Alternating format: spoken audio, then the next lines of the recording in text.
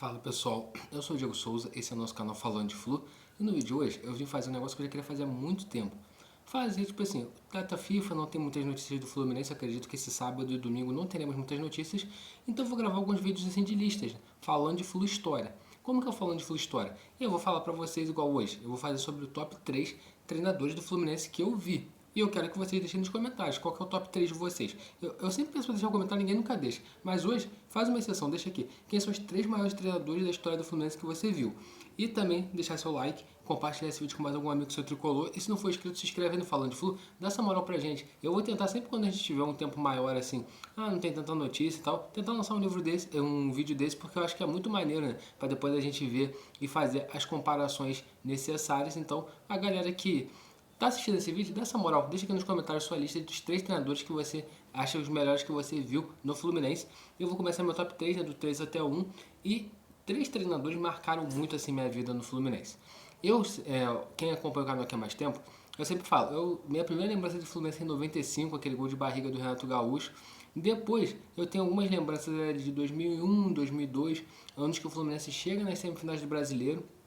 2003 também, né? Já começa a ter umas lembrancinhas, mas 2005 foi dali pra diante foi os anos que eu comecei a acompanhar o Fluminense, tendo uma noção de estilo de jogo e tantas outras coisas que eu acho muito, que assim, que eu tenho lembranças mais vivas, né? Quem jogava, como que foi o ano. Então, eu posso até falar, eu vou começar até a falar o meu terceiro treinador que eu mais gostei assim, no Fluminense. Ele começa lá em 2002 e tem várias passagens pelo Fluminense, inclusive até hoje ele é pedido para retornar para o Flusão, né? É o treinador que eu mais vejo nas redes sociais hoje, com essa questão do Mano Menezes balançando, o pessoal falando, traz ele, e você vai saber quem é agora. O treinador assim que marcou minha vida, assim, que é o top 3 do Fluminense para mim, o terceiro, se eu fosse fazer um top 3 seria o Renato Gaúcho. Por quê? Minha primeira lembrança do Renato Gaúcho é ele conseguindo levar o Fluminense para a semifinal do Campeonato Brasileiro de 2002, um ano que a gente perde a semifinal para o Corinthians. Eu lembro que tem um jogo, se eu não me engano, é contra a Ponte Preta, que é lá em São Paulo, né, lá em Campinas, e ele lança um jogador, isso em 2002, tá? Ele bota, se não me engano, o Maciel, um volante, no intervalo, quando chega 15 minutos ele tira esse cara, dá uma confusão danada. Era o último jogo da primeira fase do Campeonato Brasileiro, né, que antigamente não era pontos corridos, era todo mundo contra todo mundo em turno único em um turno único, né? E depois eles classificavam os 8 melhores para as quartas, semi até a final. E ele tira o Marcel nesse jogo, o Marcel sai brabo, xingando ele e tal, o Fluminense está perdendo 2-0. O Fluminense vira aquele jogo, se classifica na sétima colocação, naquele momento o Fluminense estava em nono. Com a virada, o Fluminense foi para sétimo, se classificou, depois pega São Caetano, passa pelo São Caetano e cai nas semifinais pro Corinthians. Então essa foi a minha primeira lembrança do Renato Gaúcho como treinador. Depois, as minhas lembranças assim, que são marcantes com ele, que eu acho que é com a maior parte da torcida tricolor, que acompanha o Fluminense ali naquela Libertadores de 2008 e na Copa do Brasil de 2007, né? Aquele ano de 2007 a gente começa um ano muito conturbado, começa com PC Guzmão, aí PC Guzmão cai, aí vem Joel Santana cai, e aí assume o Renato Gaúcho e consegue nos dar o título da Copa do Brasil, ali, juntamente com o bom time que ele tinha, né? Tinha o Alex Dias, Adriano Magrão, que já até fez live com a gente aqui, tinha o Thiago Silva, Fernando Henrique também num bom momento, e a gente consegue se sagrar campeão da Copa do Brasil. Foi meu primeiro título de proporção nacional que eu vi do Fluminense, a Copa do Brasil 2007, e por causa do título da Copa do Brasil, ele joga a Libertadores de 2008 e o Fluminense conquista aquela Libertadores, vice-campeão daquela Libertadores de 2008, né? Todo mundo sabe a forma que a gente foi roubado na final. É até interessante a gente ver alguns podcasts, que essa semana, como não está tendo muito jogo, está tendo muito podcast, ainda mais com os jogadores do Fluminense naquela época. E eles falam como que o árbitro lá argentino roubou o Fluminense naquele jogo. Então, para mim, o top 3 assim, no terceiro lugar seria o Renato Gaúcho, porque ele tem uma boa história no Fluminense, né? E aí você pergunta, você gostaria que o Renato Gaúcho voltasse pro Fluminense? Cara, na conjectura atual, até gostaria, mas se eu fosse o presidente do Fluminense, eu não traria o Renato Gaúcho, nem ficaria com o Mano Menezes, eu tentaria um treinador estrangeiro aí, para ter ideias novas, pensar de uma forma diferente, coisa também que eu acho que não vai acontecer, como a gente debateu a semana inteira, o Mano Menezes vai ser treinador do Fluminense até o final do ano, muito provavelmente. O meu segundo treinador assim que mais me chama a atenção no Fluminense, um cara que também marcou a história, durante um momento a gente até tinha uma consideração, tipo assim, que ele era o cara, ele que fazia esse time jogar, é o Abelão. Eu também vou trazer um relato histórico do Abel, né? como eu falei, eu comecei a acompanhar o Fluminense com mais clareza assim, a partir de 2005. E é o time que o Abel Braga comandava, né? Aquele time do Fluminense que faz uma campanha muito boa, fica a maior parte do tempo ali brigando por Libertadores, chegou a ter 98,8, acho que 98 ou 99% de chances de classificar para Libertadores. Tem uma sequência ruim ali na reta final e acaba ficando de fora, né? Aquele fatídico jogo contra o Palmeiras, 3-2 lá no Allianz Parque, né? Que antigamente ainda era a Palestra Itália. E a gente acaba perdendo aquele jogo de 3-2 e é eliminado e não consegue se classificar para Libertadores. Vai jogar a Copa Sul-Americana e era um time que tinha o Tuta, Leandro Guerreiro, Petkovic, Arouca, Kleber goleiro, era um bom time, né? Gabriel, que era o lateral direito, jogava bola pra caramba, aquele moleque era brabo. E aquele foi a minha primeira lembrança assim, do Abel Braga, que comandou o time de forma brilhante, e depois no final do ano ele acaba saindo, vai pro Inter, aí chega no Inter, ganha a Copa Libertadores com o time do Inter e retorna pro Fluminense em 2012.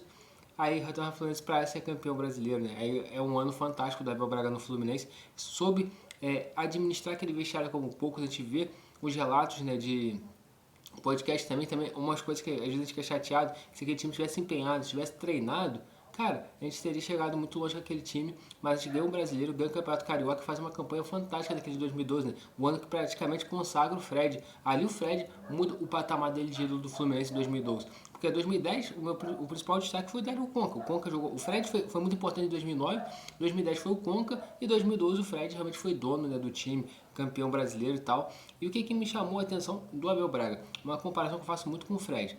O Fred chegou aqui, pegou o tempo bom, onde tinha times fortes, e depois ficou também com times fracos. O Abel Braga também fez isso. Depois, quando o Abel Braga voltava para o Fluminense em 2017, nosso time não era bom, não. Ele montava uns times lá meio maluco, meio retrancado, e nos ajudou muito, né, a se livrar do rebaixamento. E ele demonstrou ser tricolor realmente, né? Eu assisti o podcast dele recentemente no Charla, ele fala com muito carinho do Fluminense. Também viveu um episódio muito marcante, né, no Fluminense, a perda do seu filho e a forma que a torcida do Fluminense o abraçou. Então também isso foi muito importante, acho que na vida dele. E ele também é o cara. O título de 2023 do Fluminense começa a ser desenhado lá em 2022. Quando o Abel Braga chega no Fluminense, ele tira o Paulo Henrique Ganso, ele tira o Ares, ele tira o Paulo Henrique Ganso, começa a dar oportunidade pro Ares, o Ares se torna o jogador que ele é, depois ele bota o Ganso de novo no time, o Ganso bem fisicamente, bem tecnicamente, sendo o maestro daquele time. E uma das coisas que eu admiro muito no Abel Braga, ele tem uma hombridade muito grande. Quando ele vê que o negócio não está ficando bom, que ele não vai conseguir evoluir aquilo, ele bate no peito assim, ó, eu vou pedir para sair. Então o Abel Braga, para mim, é o segundo treinador assim, né, que eu vi no Fluminense, que para mim é o mais importante, pelos títulos que ele conquistou, por quantas vezes ele ajudou o Fluminense nos momentos difíceis e também por aquele Carioca de 2022, que foi o último título dele andando no Fluminense. Então, minha gratidão ao senhor Abel Braga, né? Grande treinador também. E pra mim, aí eu sei que vai gerar muita polêmica, tá? Muita polêmica mesmo. Mas pra mim, não tem como eu falar que o top 1 dessa minha lista de 3 treinadores não é o Fernando Diniz. Ah, Diego, mas o Fernando Diniz é maluco, não sei o que. Cara, pode ser o que for. Mas o cara que conseguiu fazer esse time do Fluminense jogar de uma forma que eu nunca tinha visto foi ele. E conquistou o título que eu nunca tinha visto também foi ele, que foi a Taça Libertadores. Quando o Fernando Diniz também chega no Fluminense em 2019, a gente era muito carente. A gente vinha tomando pancada direto, 16, 17, 18, só brigando para não ser rebaixado e tal. E 2019 a gente brigou para não ser rebaixado. Mas eu acho que o pessoal começou a gostar do Fernando Diniz naquele jogo do Fla-Flu do Luciano. Porque mesmo com o time inferior, ele chama a responsabilidade, o Fluminense massacra o Flamengo, faz o gol no finalzinho, que nos leva para a final do primeiro turno do Campeonato Estadual. A gente acaba perdendo até para o Vasco, né? Perde de 1-0, se não me engano, gol do Danilo Barcelos de falta. Mas ali começou a surgir, né, essa questão, porque o Fernando Diniz também, a torcida do Fluminense, não tem o meu tempo, tem quem ama e tem quem odeia. Então, eu estou na parte de quem ama. Então ali começou a surgir esse sentimento para o Fernando Diniz. Depois ele cai, quando ele cai eu fiquei extremamente chateado em 2019, tá? Hoje eu entendo que foi o melhor caminho mesmo, mas eu fiquei extremamente chateado. Mas todo mundo tinha aquela sensação, um dia ele vai voltar. Até pela forma depois que se deu o Celso Barros sendo afastado do comando de futebol do Fluminense, o Mário Bittencourt criticando o Celso Barros publicamente, falando que talvez não teria mandado o Diniz embora e tal. Então ali, realmente todo o torcedor tricolor sabia que um dia ele voltaria e ele voltou. Voltou e voltou bem. Aí ele volta aqui time 2022, um time bem melhor, né? Pô, muitos jogadores com mais qualidade, e ele consegue fazer aquele futebol lindo em 2022. Fluminense, pra mim, um jogo marcante, assim, que eu nunca mais esqueço, que foi um jogo que eu consegui assistir do estádio. Aquele Fluminense Atlético Mineiro, por que jogo, cara? o time do Fluminense detonando o Atlético 5-3, jogão, bola lá, bola cá, e culmina, né, com o título da Libertadores de 2023. Eu até falo que o time da Libertadores de 2023 nem era tão... eu acho que o time de 2022 era mais entrosado que o de 23. O de 23 tinha jogadores mais consagrados, como tinha o Marcelo já, tinha... eu acho que era mais o Marcelo, né? O que eu não lembro se estava em 2022. Mas a gente conseguiu ter um time muito forte que nos deu o título da Libertadores. Então, para mim, um cara que ganha a Libertadores da forma que ganhou, impor no jogo, chamando a responsabilidade. Outro jogo também que é muito marcante do Diniz, aquele Fluminense Inter no Maracanã. Qualquer treinador com um a menos ia tentar segurar o máximo possível o adversário para não tomar uma goleada. E nos minutos finais ele foi e botou os caras para frente. E aquele empate lá, gol do Germancano, que nos proporcionou classificar para a final da Libertadores contra o Boca. Então, para mim, o meu top 1, sem dúvida nenhuma, é o Fernando Diniz. Eu acho que tem muitas questões nele mesmo que ele precisa melhorar. Tipo essa questão da convicção dele, ele tem que mudar um pouco essa questão da convicção dele. Aí, 2024, ele podia ter tentado mudar um pouco o estilo do jogo, ter sido mais flexível, mas ele não abre mão disso. E isso acabou prejudicando muito o Fluminense. Isso daí é indiscutível, que esse posicionamento dele prejudicou muito o Fluminense, tanto em 19 quanto em 24. Mas eu acho também, isso é achismo meu, mas acho não, tenho convicção que um dia ele vai voltar pro Fluminense. Tomara que o dia que ele voltar pro Fluminense ele volte um cara mais maduro, mais flexível com algumas ideias dele de jogo.